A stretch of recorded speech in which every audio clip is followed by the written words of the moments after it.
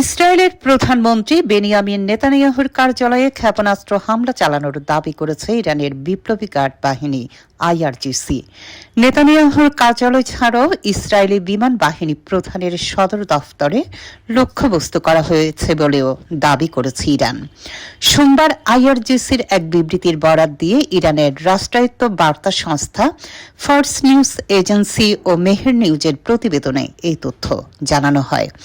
IRGC বলেছে, Israeli প্রধানমন্ত্রী Benjamin নেতানিয়াহুর কার্যালয় এবং ইসরায়েলি বিমান বাহিনীর প্রধানের সদর দপ্তরে ক্ষেপণাস্ত্র হামলা চালানো হয়েছে।